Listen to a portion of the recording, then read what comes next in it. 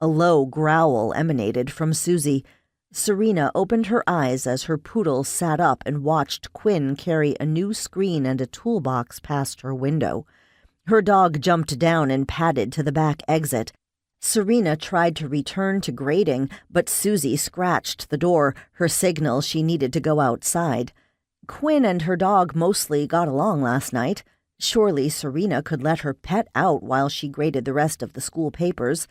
When Susie darted outside, she ran in the direction of Quinn. She wasn't barking or snarling, so Quinn should be fine. Serena returned to the table and tried to read the next essay. After starting and restarting, she gave up. All she could think about was Quinn, not comparing the protagonist and villain in Macbeth.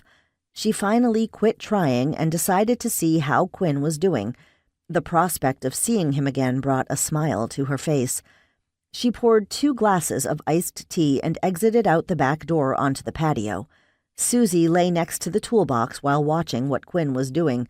In a short time, he almost had the screen in place. She walked toward him. He glanced her way and grinned. "I thought you might be thirsty." She held out the glass. He took it and drank a long sip. "Thanks.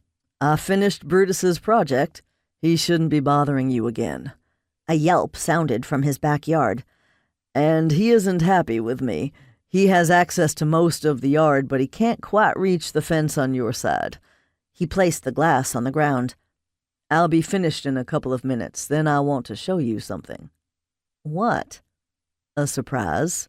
Quinn went back to work and completed the task quickly. After picking up his drink and toolbox, he started for the patio. Off to the side on the ground was a box of colorful zinnias. "I noticed Brutus dislodged a few of your flowers. I thought I'd plant these if you like them." "Yes, they're beautiful. I'll help too. I'd been thinking about doing that today. The weather is perfect for gardening."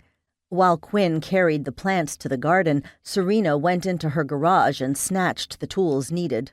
When she returned to the backyard, Susie had laid down along the fence where the tunnel had been.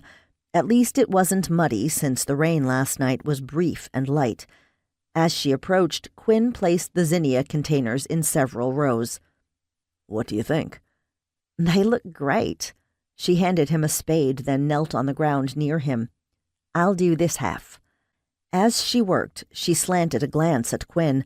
She liked what she saw. Nice looking, easy and appealing to talk to. He moved outward and ended up next to Susie. He paused and stroked the poodle. Her dog ended up turning over onto her back so he could scratch her stomach. And he was an animal lover. Another positive for Quinn. Once he caught her looking at him. Heat burned her cheeks. She quickly turned her attention to planting the flowers.